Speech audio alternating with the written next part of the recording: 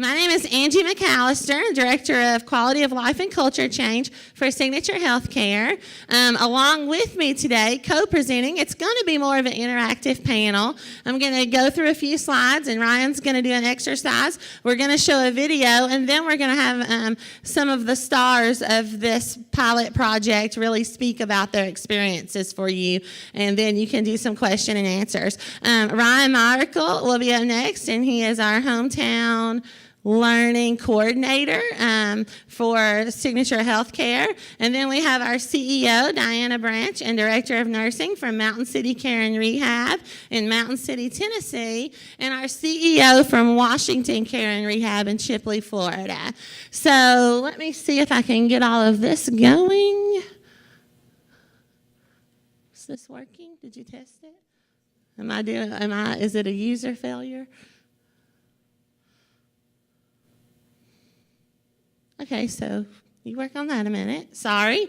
All right, so just what we're going to talk about today is some time ago we realized that it was just, wrong one. I love it. So some time ago we realized that in all of our homes and in the long-term care sector in general, that we really have so many people that are in so many different places along the journey and really stuck. And what has happened is we've been on our journey, particularly since 2011, we have homes that are having one foot in the institutional model and one foot in this new transformational model, if you will. Does anybody understand what that means? So we're trying to move forward, but unfortunately we have a lot of institutional systems that really hold us back.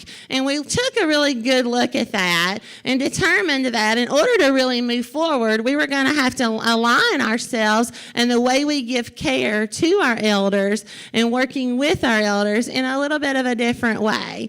It was about this time that we started hearing a lot of discussion around something that I'm sure you all have heard before, the term universal worker. So how many people have heard that term in the room? So for us, it seemed like a very ugly word on our culture change journey because it made us feel like it was very factory, that we were still just very task-driven, that it wasn't really the holistic movement that we were searching for our homes and ultimately for the care for our elders. And so when we started looking at what are services that we typically provide in the traditional model of care, and I'm sure that these pictures that you see on the screen all look pretty familiar as you're looking. We have the great activity that goes on down in the activity room. Is anyone familiar with that? We show up and we do all of the dreaded chores of the day, and the elders go along with us on that entertainment schedule, right, in the institutional model. And then we have the wonderful dining services and our CNAs who work so hard to make sure that everybody eats and everybody gets taken care of and they get up, and their jobs are so task-driven that there's really no time to spend with the elders on what would really bring ultimate joy and well-being to their lives, right? And then as you see our great housekeeping person over there, and he's mopping all the floors, so he's in and out of the rooms, and he's cleaning up behind everybody, and his job all day long. Do you all see this happening where you work? His job all day long is to clean, clean, clean, clean. And so we started to look at all of these things and really say, there's something that's not quite right here. There's something that's missing. We talked a lot yesterday about being off balance. Something's off balance, if you will, with the way that we are doing things in the institutional or traditional model. And it's not that we're bad people, right? Because we're all good people that are trying to do the best we can with really what's been handed down to us from a long-standing line of tradition and institution, from a hospital system that we inherited in long-term care years ago. And so those things really never change. So who stops? Who says it's about time to stop and look at what we're doing and reinvent the way that we're working and giving care to our elders? So as I said just a little bit about the silos that exist in the institutional model. So in order to really give holistic care, to a person, you really have to know that person really, really well. And you really have to you have to be doing different things for the same person. But what we've managed to so successfully do in the traditional model is silo everything out and departmentalize it by task. And so all of those tasks fall to certain people. So if I'm working in the activities department, per se, and someone spills something in the floor, I may just say, I'm going to call housekeeping, right? And you start to see that thing really manifest over time and what that really looks like. So what I'm going to have you do, what we're going to do is Ryan's going to come up and he's going to lead you through an exercise, and we're going to really talk for the next 15 or 20 minutes on how does it look different if we were at home. And Ryan, why don't you come on and do that for us? Okay, first off, what I want to ask you to do is at your tables with the folks that you're sitting with, if you will, just discuss what it takes to keep your household running. So your family at home, what does it take to keep that house going, your property, those sort of things, and just talk about it, list it out, the different duties that you would have to do to keep that house running. Okay? The person in that family that would typically do that role. So just assign that each of those roles to a certain person in the family. And if you live by yourself, you may be doing all of those roles. But as a group, just kind of discuss how it's, Graham says his wife here. But go ahead and assign who would typically do that role or that duty. The different duties that it takes to keep your household going. And you've assigned those duties to different members of the household. I want you to take and mark one of those members out. So for instance, let's imagine that the son is the one that's been mowing the yard. Well, he's gone to college now. So when you mark that out, what's going to happen? Out of that household? So let me ask you, what's going to happen to the duties that are there that person was doing? Exactly, they're still there. So how do they get done? Yeah, Mary's saying. So when one person leaves the household, the others just pitch in and pick it up because the work is still there to be done. Yeah, so the work is still there to be done, so everyone picks up the slack and starts blending those roles. So in the holistic caregiver model, we don't actually remove anyone. It's just that we learn to do other roles, much like we would in the family. So now let's talk about the definition of the holistic caregiver.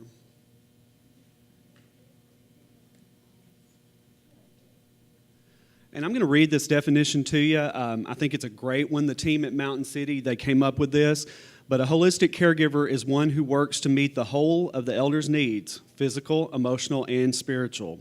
Although he or she may perform a variety of tasks to accomplish this goal, focus is never limited to the task itself, but rather on the elder's individual need at the moment. So that's the really great thing about the holistic caregiver model. If an elder needs something, we don't have to go find someone else. We can just go ahead and meet that need right when it's requested. So blending the roles that we've chosen to blend in this model would be the quality of life or activities assistant, the certified nursing assistant role, environmental services, and the restorative CNA.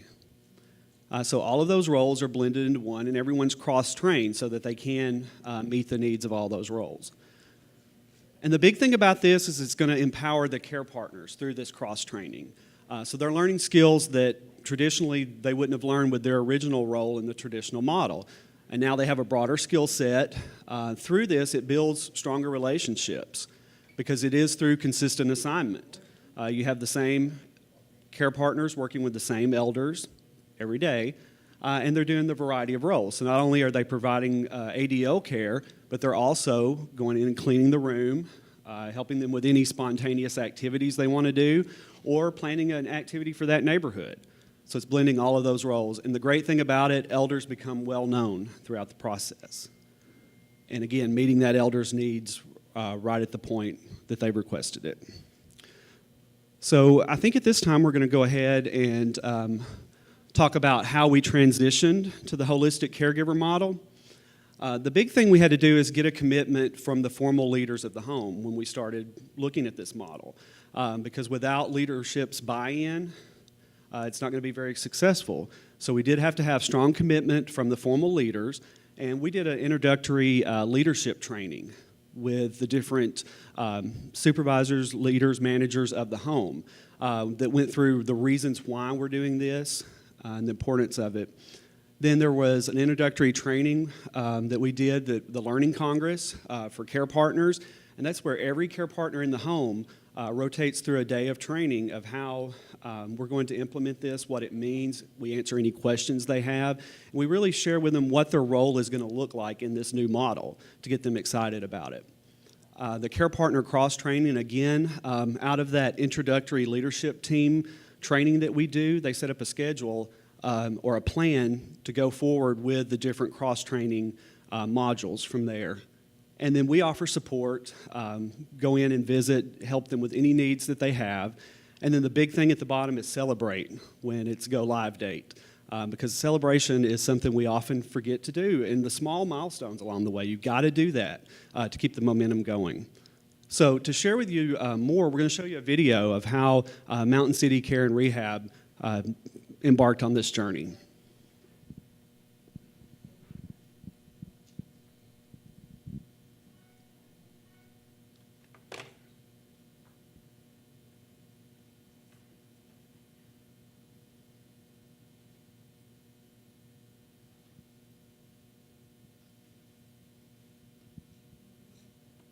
We don't have sound, sorry.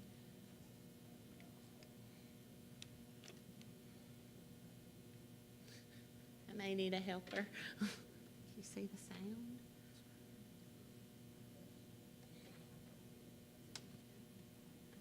It's not. It was right here yesterday. I thought that little guy plugged it in.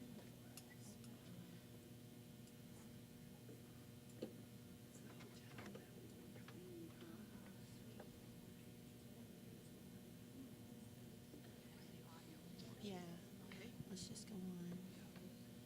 We're going to hold on the video for a minute. We're just going to move forward. So at this point, what I'd like to do is ask Diana, the CEO at Mountain City, and Cherry, the DON, to share with us a little bit about their journey at Mountain City.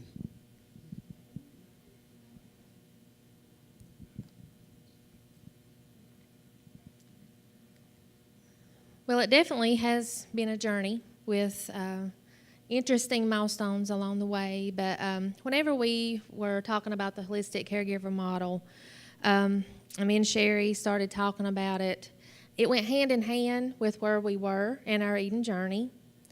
It went right in line with what we were wanting for our home because people were very task-oriented. And to us, if you're going to take care of somebody in their home and make it more like a home-like environment, you need to make sure that you're aware of all of the needs that they had. And a lot of times you could be out there and you could see a staff member go in there and there was a need that elder had, and it may not have been that they didn't want to, but a lot of times they hadn't been trained to. Specifically whenever you get to looking at the job duties of the certified nursing aides. So with the holistic caregiver model, the leadership team, as myself, and to be honest, probably I may be the CEO of Mountain City Care and Rehab Center, but probably I'm more proud of my holistic caregiver title than that. That means more to me than a CEO title. It really tears down the silos of all of the different departments. There is no departments. We are all there to take care of the elders, to make sure that their wishes are granted, to make sure that all their needs are met. And what we wanted our staff to begin to notice is, they may need a shower, but they may need you to sit down and talk with them. And that is more important to them than the shower that they may need. And we wanted to create an environment where all of those things happen on a daily basis. I can remember it wasn't long when we first had rolled this out to everybody. I actually had someone who was visiting at our home, and they were familiar with, the state regulations, and they come, just beelining to me, and she said, "You do realize down there in that room, you have one of your staff members sitting down there on the bed drinking Coke." I'm thinking, okay. She was very concerned. So I went walking down through there, and I walked by. And knowing the elder, she has a lot of anxiety, and she can be tearful. But whenever I went by there, the staff member was sitting on the bed, and she was drinking a Coke, but so was the elder. And she was eating a candy bar, and they were sitting there talking. And to me, that just kind of ignites your fire of that's what I want to see. So it changes your whole vision of the way you see your day-to-day activities. It takes the whole focus off of the tasks that need to be done. Yes, they need to be done, but they're all accomplished in a much different way. Like she said before, my name is Sherry. I'm the director of nursing at the facility there. And so for me, this has been an exciting journey, but I won't lie to you, it's been a hard journey. It's been a day-to-day figuring out how we make it work. There's not a lot of facilities anywhere that do this type model. But what we decided as a team was that it was the right thing to do for our elders. We go to work every day in their home.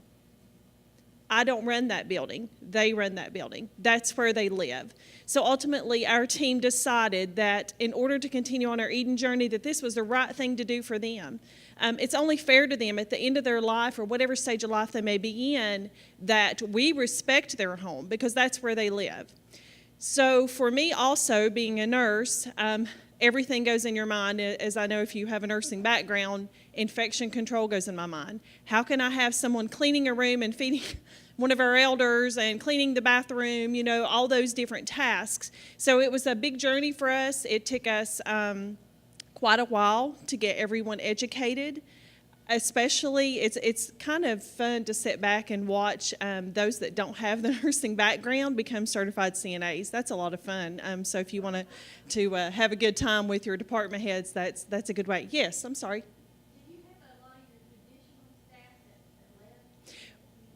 We did have a few. I just only know, to be honest with you. And a lot of it was our housekeeping staff. Some of them were elderly ladies who, to be honest with you, weren't really comfortable with the aspect of giving personal care. But for the most part, no. Most of our people jumped on board and stayed, but we did have a few people that left. And so in that, we had to get a new class that came in. And so now when we do classes, we actually teach them to be holistic caregivers. We no longer have CNA classes. It's holistic caregiving class. So, and I forgot where I was at. I'm sorry. Do you have anything else?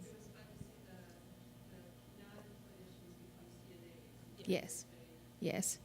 I think that was one of the first things that whenever she was talking about you had to have buy-in from your formal leaders, we spent time just the two of us talking about it. So once we were in agreement, the regional team, Angie and Ryan and some of them came, and we took our department managers off-site for this training. And on day one, really presented, what is the holistic caregiver? Why was this different? And after that first day, I told them, I need a moment, just our team, just us.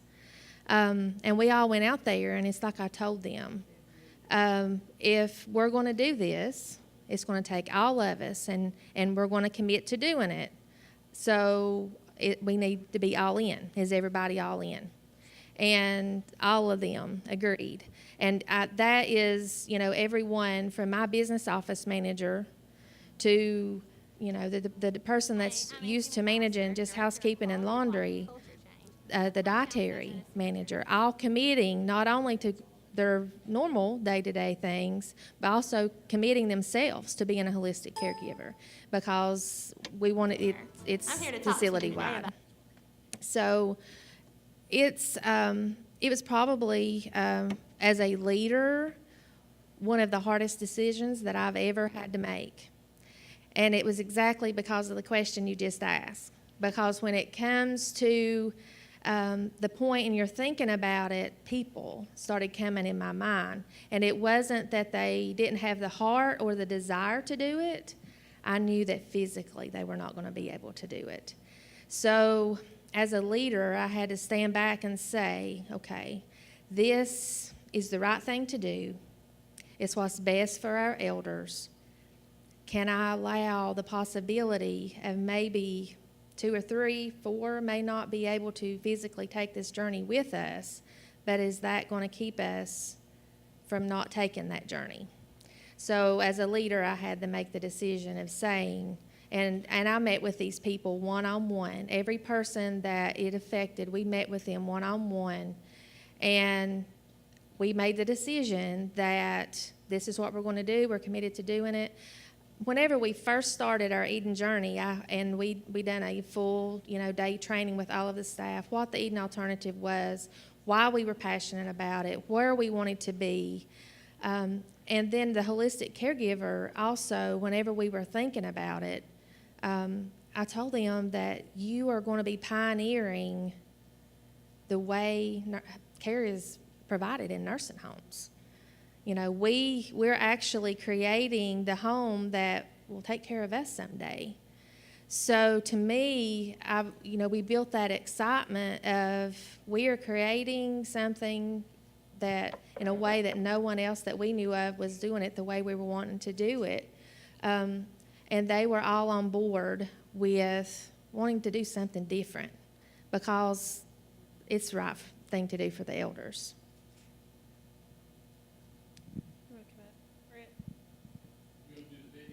Want to do the video or let Bret come on up? Bret, can go ahead. I'll let you introduce yourself. Hello, my name is Bret Brown. Holistic caregiver and the Eden Alternative go hand in hand to me. And I also, being from Florida, it added an extra bonus. In Florida, we are mandated to run a specific staffing ratio. We have to run a 3.60 staffing every day. Unlike other states, they have they may run a 3.0, a 2.65 staffing per day. Florida, 3.60. So I was very fortunate that I already have a lot of staff in the building. And then creating the holistic caregiver, adding 12 more spots, because I had 6 housekeepers, 4 restoratives, and 2 activity assistants, being able to put that staff into direct care, it enhanced our program a lot more. I'm going to talk a little bit more about the quality of life, but one important thing that is very that really needs to be well noted is when you have your meeting with your managers, especially when you have meetings with your staff, they have to have that buy-in. Washington is a 5-star building. We make very good money. We have 1 complaint survey a year. Families love us. But we were doing the traditional care to care to care to care. We were in the rut, weren't doing what needed to be done for our elders.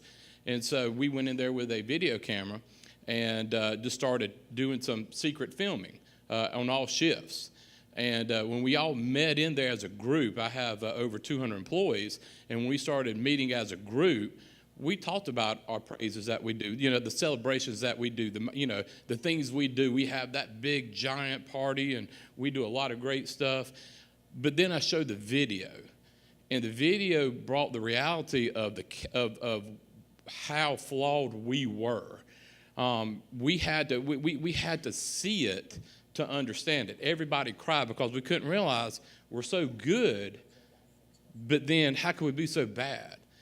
How could we miss this? How could we not catch that? So we had to bring the reality of, we thought we were good, but we weren't. To get that buy-in from the staff to know what we're fixing to do was going to be best for our elders.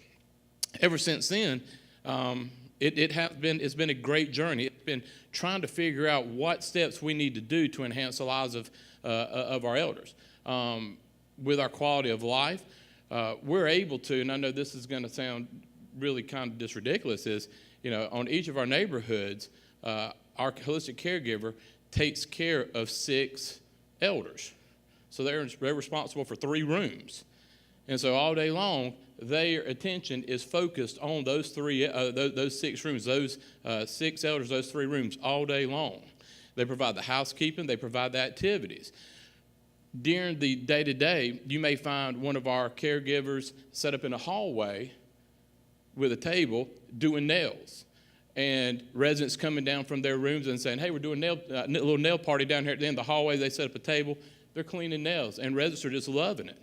They come out of their rooms celebrating, just doing the nails.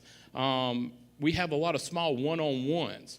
Once we go and provide a lot of our services in our day-to-day, like going and assisting in the dining rooms, giving our showers, we find time, instead of standing at the nurse's station, being right there with the module that is assigned for them in their neighborhood, find them sitting on the bed drinking Cokes with the residents, sitting there reading a Bible with the resident, making sure that elder has their favorite Western on TV. And so having a lot of these one-on-one interactions with our elders, that has been a very, very big bonus, just those small interactions. We have a lot of good special neighborhood events. During breast cancer awareness, we did one neighborhood did a beauty contest with cancer survivors. They have grown so much in our individualized care in our neighborhood, finding out the stories of our elders, knowing that in one neighborhood they had 5 breast cancer survivors, and they created a beauty pageant and had their families involved. We do a lot of very, very individualized things for our elders. With birthday parties, we celebrate their individual birthday. Now, there's one event, we have a end of the month birthday party. We have a man comes in and he plays jazz. He plays blues music. He's called the Blues Man. And there we have about 80 of our elders that go into that area because they just love that music. We couldn't get rid of that big event, but we do celebrate our individual birthdays. We celebrate those individual milestones. We're very fortunate enough to have a couple that experienced their 75th wedding anniversary in our building. That's a milestone in itself. The holistic caregivers on that hall, it was the second shift on that neighborhood, got fried shrimp, decorated our employee break room up so they can have a romantic candlelight dinner. The family was beside themselves. We empowered them to do this. And that's been one of the hard things that we have institutionalized our elders, but also institutionalized our staff by saying, no, you can't do that, can't do that. And they said, hey, can you think we're able? Yes, do it. Just go do it. So they were proud for me to come and see what they have done. They didn't want me to go visit that area because they wanted to show me what they were able to do. And from there, they started having just more celebrations. The activities or the quality of life events at our building has grown. We've always done our big, giant resort calendar where we have our exercise. We have this that you can attend, but we also have individualized it more to where we know our elders, and we're able to provide spot-on, one-on-one type of activities for them. I'm very proud of that. I know being from Florida and having that staffing, it has helped us out. Mountain City has their challenges. They don't have as much staff as I do. But with this, we're able to make these leaps and bounds in activities with quality of life for the elders in our building. Any questions? Yes, ma'am. Is my what? No, ma'am. I have, in one area, I have 5 rooms that are dedicated just to rehab to home, but I have Medicare scattered throughout my whole entire building. We don't segregate any acuity or anything like that. No, ma'am. Any other questions? Yes, ma'am. How many care partners? In one neighborhood, I'll have 30 elders, and in that one neighborhood, I will have, I'd have 5 care partners in that one neighborhood. It used to be Hall 2, but we used to run 6 to 7, now I run 10.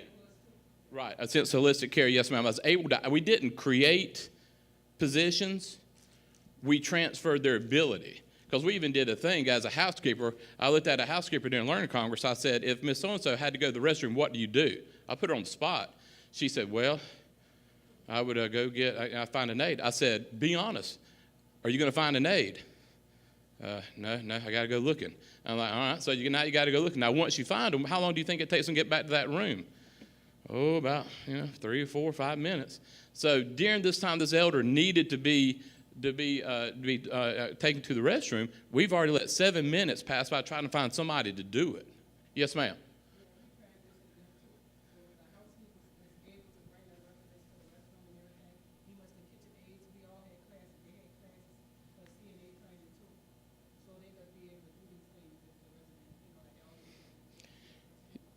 Yes, ma'am, and that's why our housekeepers are now certified nursing assistants. They can provide that care. We don't have to go look to help. We can provide that service right then. Yes, sir. How did it impact your culture after you got the holistic caregiver in? What changes? Great question. When we did our learning congress, I immediately told the staff. I said, you're going to have questions, you're going to do this. I said, but the first time you say, well, I or me, then you're not putting the elder first. Because what came up was, well, we have more duties. Are we going to get paid more? And so I started the whole holistic caregiver with our learning congress right there saying, well, if you say I, me, we, instead of the elder, or what's best for the elder, then that's telling you you're not doing what you need to do for this building. And so we did lose a couple of people because they thought, I didn't sign up to be a housekeeper. And I hate losing staff just like Mountain City did. But if they're not there for our elders, then they don't need to be there at all. And that's just my view on it. I hate turnover. I save anybody in the world, but they have to be able to have that first priority when they come to work, is have that elder's view and have that elder's care first in mind. It's been really good. We've had with the you can't. I didn't know they were doing the nails until I walked around the corner one day. I'm like, what are y'all doing? And then they said, hey, I was sitting at the thing. They said, oh yeah, we had a football party, for the championship, Alabama. I'm like, y'all had a party? Yeah. Well, I didn't know about it. They do things, and I said, and that's great. They don't need my permission. So seeing the quality of life, seeing that they're able to do things outside the box. We go to Walmart shopping. They get a group up. They go to Walmart shopping. The holistic caregivers get to do that. They love getting out of the building just as much as our elders.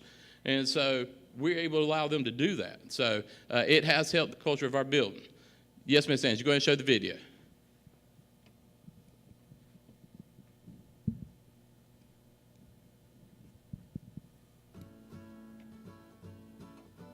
Hey, I'm Angie McAllister, Director of Quality of Life and Culture Change for the hometown segment of Signature Healthcare.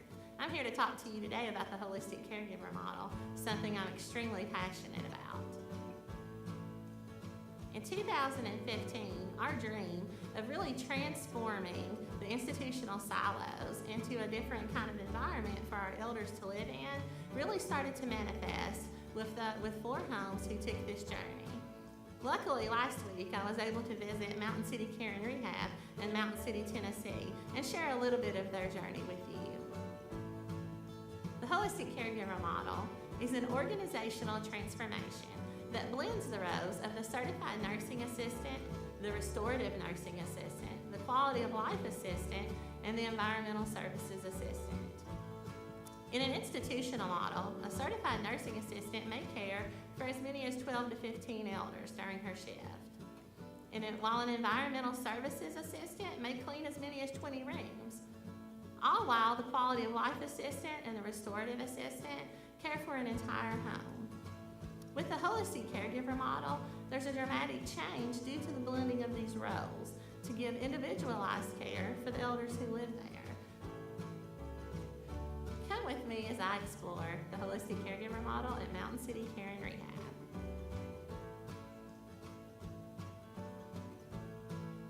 I was inspired with the holistic caregiver model because, to me, it's the right thing to do. This is our elders' home. I feel like it's something that we need to make the best possible experience for them. And in doing that, I think that continuity of care is very important. I liked the aspect that it's like you coming into their home, and that's how we feel here at Mountain City. This is their home. We take care of them in their home. So for me, the biggest positive thing about this was that it's just like you're going into their home and taking care of them. I love them all.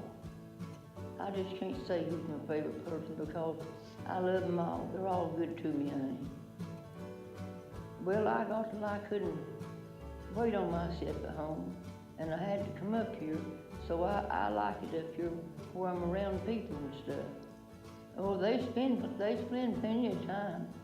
You don't never ask for nothing you don't get because they come right on. I mean, they're just like family to me. We have maybe one of the best ways to sum up the holistic caregiver. I think maybe people tend to be task-oriented a lot, but with a holistic caregiver, you're not so much trying to complete a list of tasks as you are to meet the needs of that resident or that elder right at the moment.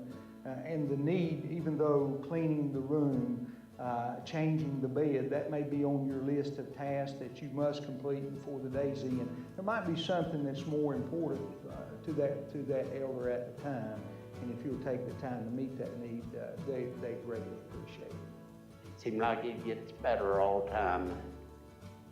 Miss Diane, she's done a wonderful job since she took over. And the rest of them has too.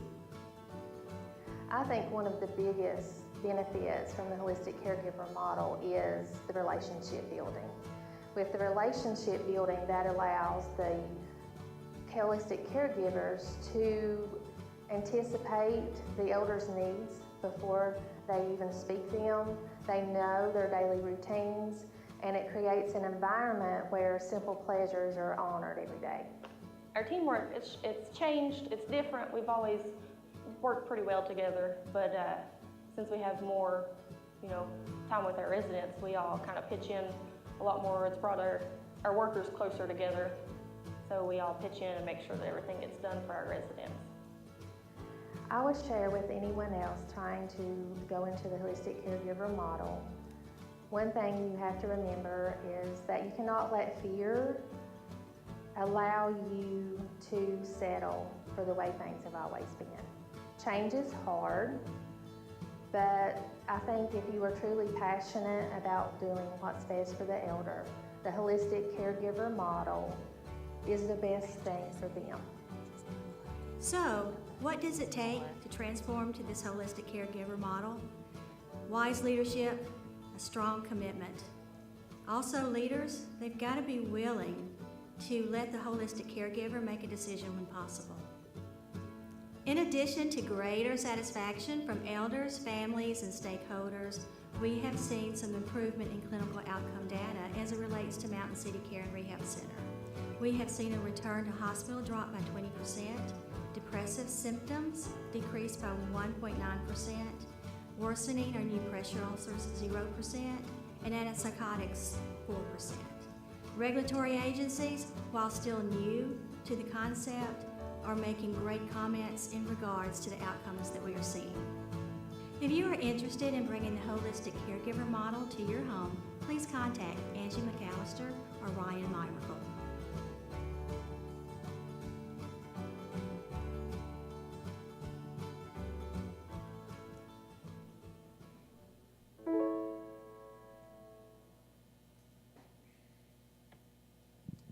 So, as you can see, at Signature Healthcare, we're not perfect. We're just like all of you, and with a big vision to radically change the way that healthcare is delivered in this country.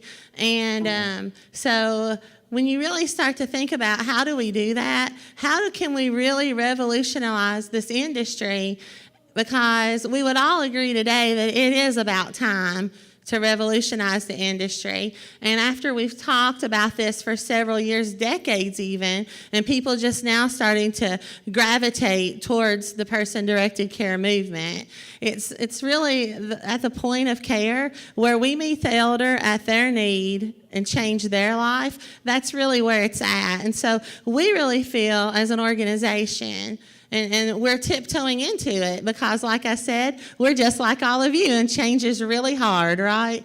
Really, really hard, and it changes every day how the model is delivered. But one thing's for sure is when you talk to the people who live in the 4 homes, we have 4 homes that have launched this model over the last 2 to 3 years. When you talk to the people who live there, wow. It changes their lives. The lady that you saw in the video, Mary, she's a great friend of mine from our elder vacation to Disney last year. But she said to us during the video, and that clip didn't get added in, she said, you know, she said, we all work different here now. And it was very inclusive, as they're not the workers and I'm not the patient, but we all work differently here now. And she said, and you know what? They have a lot more time for me now that we work like this. And I think that really says it all. It sums up the entire person-directed care movement of where we really have to move and focus toward is how many people in our home are actually touching the elder, providing direct care to them, and having that relationship. Because in my opinion, in my very humble opinion, we have way too many people that we pay to sit in offices across this industry. And we have more than enough people than we need to revolutionize the industry. But we have to really step out and take a leap of faith that we can do it. Like I said, is it perfect? And is it ever going to be perfect? Goodness, no, it's never going to be perfect. But you have to take a step towards making change. And that's one of the reasons why I just applaud these 2 teams here that have really taken that brave step towards pioneering what is really something different. Because I'm going to tell you, as we searched for a model to follow, I called people who had put together the universal caregiver model. And I said, well, how did you do it? Well, we don't know. I mean, like, so you just did it one day? Everybody showed up and started doing different stuff? Wow, that's amazing. And so after talking to 10 different organizations, I really learned that they say they do it, but when you really get down to, well, who does this? So who does the huddle at the beginning? Who leads this? How are the teams empowered? When you really start to talk to those people, Ryan, as we did a few years ago, you really learn, no, they really don't. They don't do it, and so they don't really understand the day-to-day struggles. And so I would just encourage you to think differently and think that it's just about time. So I think we're about 5 or 7 minutes left. Does anyone have any questions or comments before we go? Ryan's got one. I'd just like for Diana to share a story of a stakeholder that works there at Mountain City about how she was not sure about transitioning into this role and went through the testing for CNA. So if you'll share that story. Her name is Thelma, and she's probably in her upper 50s. And she had been with our home for several years. Wonderful lady. Whenever we presented this, she was filled with fear. And she was also very vocal. Even at our learning congress, she was very vocal. I can't do this. I can't do this. I can't do this. And finally, she spoke up and she said, you don't understand. My mom was sick, and I was a caregiver for her. And if if she accidentally messed on herself, she said, I couldn't do it. She said, I would have to call somebody. She said, there's no way. There is no way that I can be a holistic caregiver because you would have to be CNA certified, and I cannot do that. She also was fearful because here she was. She said, I never did do good taking tests in school. I can't go past the state test. So it was always, I can't do this. I can't do this. So whenever we first set up our first training to be CNA certified, she went ahead, she signed up because everybody rallied around her and told her, you can do it. And some of the CNAs that were there, they spoke up and they said, we'll be there with you. If you come across something that you can't do, holler at one of us because we'll come help you and we'll do it for you. And there was some of them, one of them spoke up and she said, well, I can't do vomit. She said, I just can't, but she always does. I would just holler at her and I'll go do this for her, So they told them, we will make it work as a team. So she went to the CNA class. I think it was the second day that she said, I can't. I just can't. And so that, the teacher tried to encourage her. She just couldn't. She just couldn't. So then she came in my office and she said, can I buy one of these books? And I said, that book's yours. You can have it. No. She said, I want to take it home. I want to be able to mark in it and stuff. And I said, that's fine. I said, that book is yours. You can have it. You don't have to buy it. So little did we know that the whole time that everybody else was in class, she was at home every night on her own reading that book, studying that book. So then the next class come around, here she went again. Because we kept encouraging her, you can do this. And the teacher, she said, honestly, she said she could probably have taught the class. She said every question I asked, or if she said if I forgot something, you should call her on it and say, well, aren't you supposed to do, She could have taught the class. So she went, she took the test, she passed both parts of it, the skills, the written, and it was such a moment to share with her because she really, really thought that there was no way she could do that. And the day that, we called and it's like she passed, that was something that I think really changed her personally. I think it had an impact on her that we had never even thought that it would have. And so whenever you start on a journey, you have to remember that, there's fear there, but you can't let that keep you from doing and losing your vision of where you want to be, what changes you want to make. Keep your focus on what the whole purpose is. And it has brought our team working together at a whole different level because they come together in the neighborhood. They know what's going on that day. They organize their day, and we've just empowered them to do that. And I'm excited to see. We've only been actually into this model about 7 months now. So the good thing about it too is there is no right way, wrong way to do it. So we've just tried it. If it don't work that way, then, come up with something else. I think, too, it has really helped tear down those silos. Whenever you have different people doing different jobs. Whenever you see, there's some days, we're like everybody else. You're going to go in and you've had some call-offs. Well, everything, still has to be done. And so whenever everybody pitches in and, you see us out there mopping and scrubbing toilets, that's, to us, the elders want a clean home. They deserve a clean home. So we're all there to do what we're there for. And I know there was a couple questions about people that had left. Whenever the ones that had left, whenever I look back on the ones that left, they loved their job, but I don't think they were really committed to the elders at the level that they needed to be. So it may separate some of the ones on what they're truly passionate about. So I would suggest that, it's a wonderful model. And like I said, you can create it to be what you want to be.